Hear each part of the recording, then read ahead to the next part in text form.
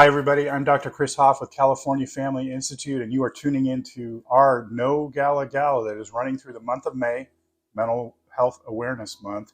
And today I'm excited to bring to you a video interview of Kristen Pinedo, who is the clinical director and California Family Institute alumni of Story Wellness. In this conversation, Kristen takes us through her inspiring journey from her time at CFI, before CFI, coming to CFI, and now leading the innovative and unique program at Story Wellness. And Story Wellness is a true champion of mental health.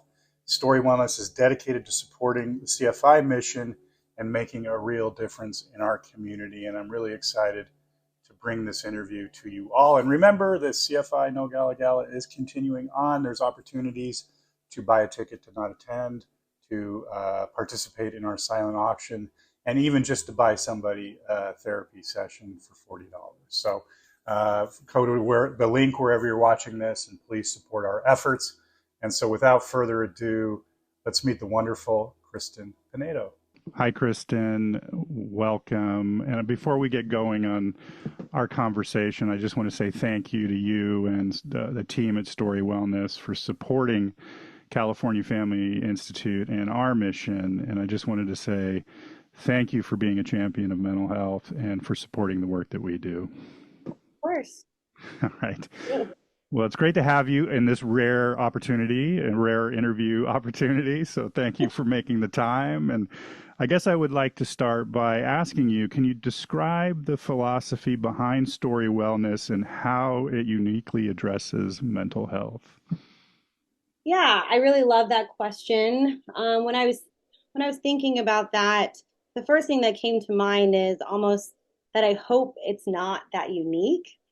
And what I mean by that is I think what was so important to myself and Dustin, one of the owners, when we were first starting to meet about what we wanted Story Wellness to be, what we wanted to bring to the table in regard to mental health, was truly client-centered care. And I think that as clinicians, we've heard that term probably thousands of times. And what does it mean?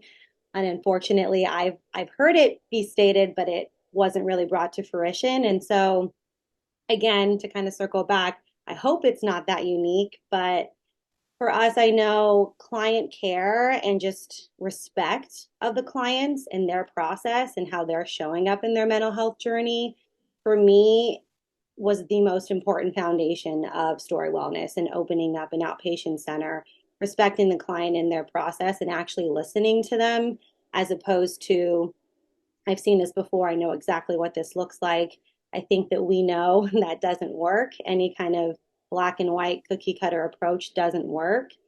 And I think that's something that we're so proud of at Story Wellness, is that we are a smaller program.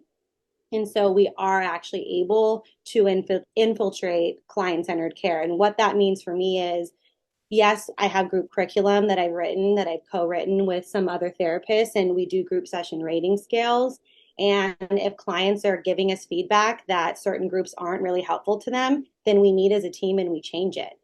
On Fridays, we ask for certain topics, or we as clinicians meet as a team and notice certain themes that are coming up, and we will make groups for that for the weeks ahead, that we really flow and ebb and flow given our current milieu. And for me, that's something that I've seen create like monumentous movement in regard to the clients that we have. And so I just think those are some things that, again, I hope aren't that unique, but I feel is really what we build our program on. Yeah, that's wonderful. And feedback informed treatment is so important. And maybe a little bit about you, Kristen. As the clinical director, what has been your journey in the field of mental health, and how does it inform your current role at Story Wellness? Yeah, so my journey started what feels like many moons ago. I was getting my undergrad in psych, and I remember I got the opportunity to volunteer at a psych unit. And that psych unit, I noticed, had a lot of co-occurring struggles with individuals who struggled with addiction. And I was very naive. I had a very, very naive upbringing and was very sheltered in a lot of ways. And I just remember it really blowing my mind in this really curious way, just getting to see people struggling with addiction and their journey of sobriety and journey of wellness, and how in many ways they kind of went hand in hand. And that's when I just became so fascinated with wanting to work with substance abuse and mental health. And before that, I didn't even know working with substance abuse is such a huge field, because I was a new back then. I was very young. Hmm. And so that's really where it started. I started asking around. I immediately went to get my substance abuse license. And in between me getting my substance abuse license and working for substance abuse, I started working at a nonprofit in Pasadena called Hillsides. And it was for kiddos that their parents either weren't around, they were in prison, they had gotten deported, things of that nature. And I really loved that. So those are the two bases of where my career in this field started. And then I worked in substance abuse. The first treatment center that I worked at was all the way from detox to residential to outpatient. And I did that for quite some time, for several years. And then I worked with primarily females in an outpatient. Throughout that, I also did ABA therapy with autistic kiddos. And I moved out of the country to work on that for a while. And then when I came back, that's when I really wanted to gear my focus more towards primary mental health. And that led me to this amazing opportunity where I am now, which is at Story Wellness. Wonderful.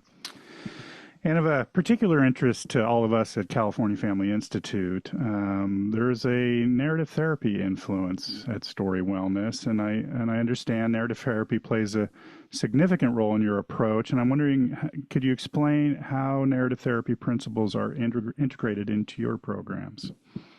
Yeah, of course. I think it's really important for me to just be really transparent and almost just highlight something that is so obvious to the two of us, that when I was getting my master's degree, I went to California Family Institute. You were my supervisor. I learned Mm-hmm. so much about narrative therapy from you.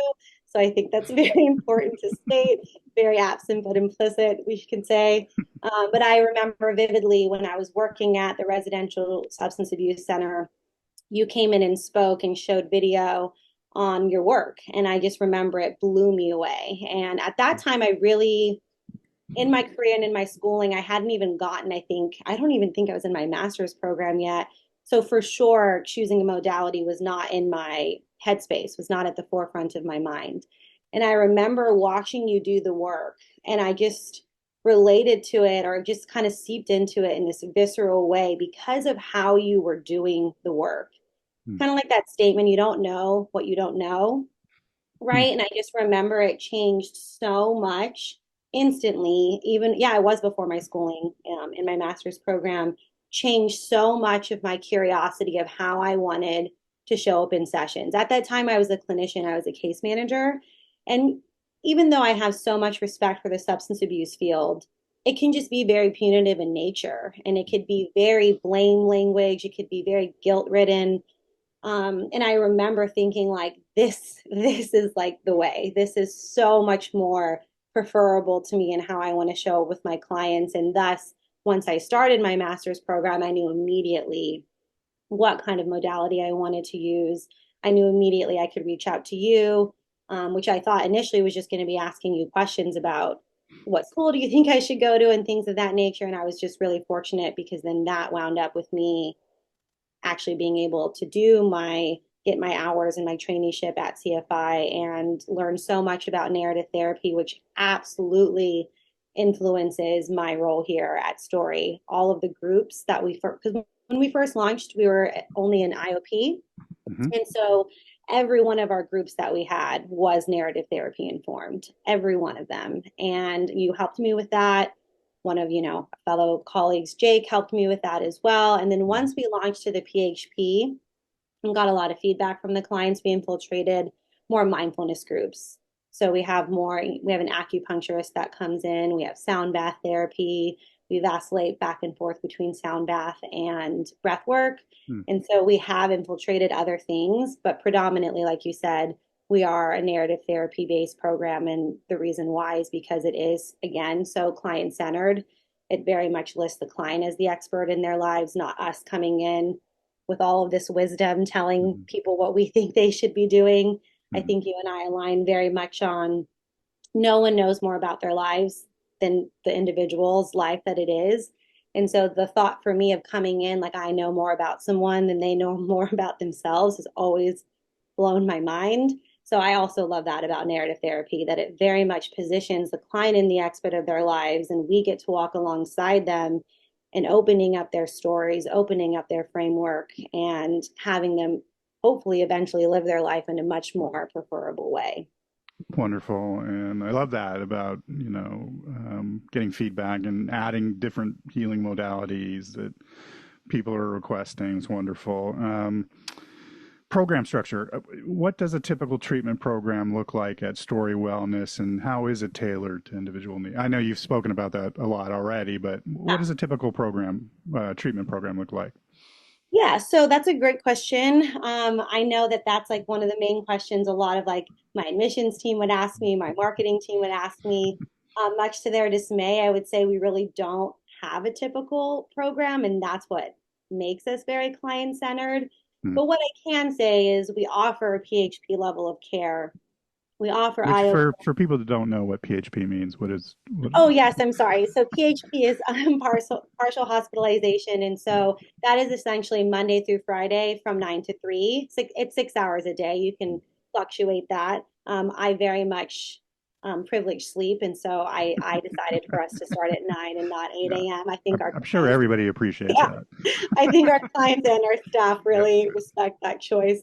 And so that's PHP. We offer step downs, and that goes to IOP, which is intensive outpatient, which that can be anywhere from 3 hours a day, 5 days a week, 4 days a week. It just kind of drops down. And so typically what we do, my preference, even though I always like to meet the client where they're at because I want to honor that they have a life outside of treatment. And so I really like for the first 2 weeks, which I consider like intensive assessment with myself and our team and our psychiatric team, that a new client comes in for PHP for at minimum 2 weeks. At very minimum, the hope would be 1 week. But again, that depends on so many things. If someone is coming from successful completion of treatment somewhere else and they feel they're ready to immediately go into intensive outpatient, of course I'm going to have that conversation with them. Of course I'm going to collaborate with that on them. We always like to honor if they have school, if they have outside commitments of having children, having hobbies and passions that are very important to them, if they're working. So those are things we always like to take into consideration. And the hope is that, again, we can hold space for both of those things and honoring their process of getting well as their process of being a person outside of the group room. Wonderful. Success stories. Can you share a success story or a case that illustrates the effectiveness of your approach? Yeah. So I was thinking about that, and it sounds like so corny, but it's my truth. So I'm just going to be Go honest. for it. Go for it. I feel like there has been so many success stories, and what I deem success is what the client deems success. So that's one of the first things we ask them as clinicians when we meet with them is I always ask them, what are your hopes in your time here? And I know this question is likely nothing new to any narrative therapist, but something I also like to ask, I know Jake does too, is if you were to be walking into my office today and this was your last session, like how would you know? What would have happened in between that you knew this was our closing session and it was time for you or you were ready to move on, so to speak? And I think right there, it just gives you such a picture of what the client wants as opposed to what we think they need to work on or what may be obvious for them to work on. And just getting to see them live in that and live in this preferable way. And a couple things that come to mind for me are we get a lot of clients that struggle very much with suicidality and have a really strong relationship with suicidality for years. A lot of times, other treatment centers are really, I think, afraid to work with them and they're constantly kind of being referred out or referred to higher levels of care. And I know that, having a client kind of share with you, I really had no relationship with wanting to live. There was always just this like, when am I going to die? And having that thought of those little steady shifts away from that and starting to have sometimes what they call it hope, sometimes they call it joy, sometimes they name it something completely different. But being able to sit with a client that hasn't known what it's like to want to live for months, sometimes years and years on end, and then sitting across from you and telling you that like they want to live, I just think those are the things that you can't, I don't know. I don't even know if I have like the words to describe what that does and how I think that informs hope, that informs so much of my work and everyone's work here at Story, because that's why we do what we do. Hmm. I think we know how heartbreaking this field can be. We know how extremely arduous this field can be. And so I think just having those moments, which I feel honestly, sometimes I'm told I can be like way too positive, but I feel like they happen all the time. And that's something that I truly feel so grateful for, and why I'm immensely grateful for our team is because I see our clients so much change in so many ways and are living the lives they want to be living throughout their time here. And I think that's just like the greatest gift as a clinician. Wonderful. Awesome. What are some of the common challenges your clients face, and how does Story Wellness help in overcoming them? So so many challenges, right? I think so many challenges. I think what shows up for me is this like multitude of challenges, if you will. I think there are these life challenges of almost like the existential stuff that shows up of like, who am I? Who do I want to be? What do I want to do with my life? How do I want to show up? And there's also the aspects of just, intensive, pervasive anxiety, depression that really shows up in their lives in such a dominant way that it's calling all of the shots. A lot of PTSD, panic episodes that show up a lot. We do have some folks that really struggle with some mood disorders and various aspects of psychosis and schizophrenia. Also, like abuse, a lot of physical, mental, emotional abuse, and that really overtaking their lives and informing their behaviors in a way they don't want it to. A lot of suicidality, like I was saying. So, really, across the board. And for me, I think the way that we always try to approach it is again to respect the client's process and to ask the right questions. I remember being this, little trainee and you kind of telling me that you have to ask the right questions. And I was like, what does that even mean? How do you know when you're asking the right question? And I remember you kind of saying, you'll know. You'll just know. It starts to become, and of course, you had like a lot more words of wisdom than that in training and whatnot. But I really believe when we're curious, instead of coming and sitting with a client with all these assumptions, when you have this really curious approach and you're listening to their story, it just makes the biggest difference. And that's another reason why I love narrative therapy so much, because it positions the person separate from the problem, as you know, right? And it's like the problem's the problem, you're not the problem. And we get to walk alongside them and highlighting these stories and highlighting that we have a proclivity, unfortunately, sometimes to really prioritize problem stories over all these other stories. And not that the problem stories aren't true, right? I always want to emphasize that it's not that this isn't true. It's not that these things you're struggling with are invalid. It's that so many other things are just as true. And Hmm. so many other things are Right. just as valid. And I think for me, I've witnessed making the biggest difference in individuals who struggle with these things when you approach it in a way that feels very different and feels very respectful of their process and their story as a person. That's great. Thanks.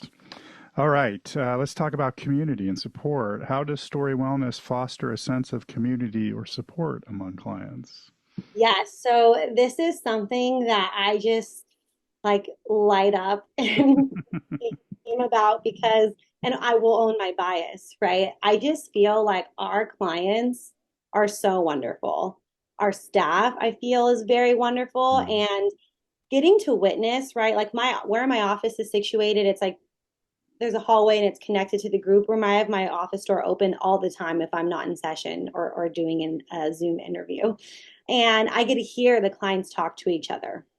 And I feel like who we are as staff, I'm a huge believer in people show up and how you show up for them. People kind of like that, almost that aspect of like mimesis. We treat our clients with so much respect and autonomy. And again, that non-punitive approach and seeing them all rise to the occasion, how they speak to each other, how they speak to new clients that we get, and me getting to hear those conversations on break that on their own, they do things on the weekends together. We have a couple of clients who I didn't mention this previously, with some neurodivergent folks that we have quite often in and out of our milieu. And just seeing how everyone wraps around different people, whether it's the neurodivergent folks, whether it's the individuals that are really struggling with suicidality or pervasive insecurities or negative self-talk, and just how the clients support each other inside and out of the group room is probably the thing that I'm honestly the most proud of is our clients and how they treat each other, and us getting the continuous feedback of how safe they all feel here. And I always say I attribute that so much to the clients. Like, sure, I know part of it is staff, but it's just as much the clients. I think we're in such a relational aspect. And I've just seen it make the biggest difference is that they see how we as staff treat each other, how we treat the clients. And I feel like it's something that is a huge part of the energy here and our values here. Wonderful. A couple more questions. Future directions. What are some of the future goals for Story Wellness? Are there any new programs or expansions you are particularly excited about? Yeah, so as always, I will be really honest. I am always trepidatious about expansion, and I'm always willing to be open and to learn. And I know that our leadership team, my owner, our marketing team has been so great in helping me with that process. I am biased that I feel when programs are smaller, they just run a lot more effectively. They run a lot better. And by better, I mean you're able to be very client centered. You're able to change things very quickly. And so, but with that being said, I know that I have like a lot of passion in regard to at times when we're trying to refer clients either to a higher level of care, our admissions team is getting a referral that perhaps isn't really appropriate for our care. And when I say not appropriate for our care, it's typically somebody who is either really still struggling with active addiction because that's just something we don't do here. We don't detox, but really trying to find other mental health centers that operate in the same way, have the same values as us, especially residential. That is something that can be really hard to find. And so that is something that I'm very passionate about. And I know that me and my leadership team have been talking about. So that for me is what comes to mind with expansion is just kind of doing some work on the potential of a residential aspect in regard to the same principles and values that we have as an outpatient. Wonderful. What advice would you give someone considering seeking help from Story Wellness? Oof, that's a hard question because I don't like to give advice. Sorry. Yeah. I think I genuinely think my hope is to always be very curious. I would really want to know, what was going on with the client that they were starting to be curious about seeking help in a particular way. Hmm. And I feel like my bias also would be to invite them to ask the questions, to invite them to pay attention literally to how your body feels when you're talking to people, when you're touring facilities. Pay attention to what your intuition is telling you and paying attention to the people that you're asking the questions of, looking at the clients, the space. For me, I feel like that is likely the only quote unquote advice I would kind of give is to just really lean into what their experience is and why they're wanting support and paying attention to how they're feeling when they're asking questions and the answers they're being given. That would probably be my invitation of thought for people seeking help is just, and something that we do here that I love. We ask, of course, the potential client and a client currently of ours for permission first, but we also, during the pre-intake process, if they're in pre-assessment aspect of coming into our care, when they tour, we'll have them sit in a room with the client and ask the client a lot of questions. And we have found that to be so wildly effective because there's just this different kind of safety that you're going to ask someone and they're going to tell you absolutely straight up if what's going on, what their experience is. And so that would also probably be another bias that I have, an invitation of thought for someone seeking help is if they would feel comfortable talking to other individuals that are actively seeking help to see what their process was, what was helpful, what wasn't, to Mhm. kind of get more of an idea for themselves as well. I love that, and going back to narrative principles, centering even in the intake process, centering the client's experience and their own intuition, and then bringing in consultants, consulting their consultants, and so wonderful. Kristen, thank you very much for making the time and to chat with me, and again for the support of California Family Institute for supporting our mission. And we are big fans of Story Wellness. You are a CFI alumni. You make us proud.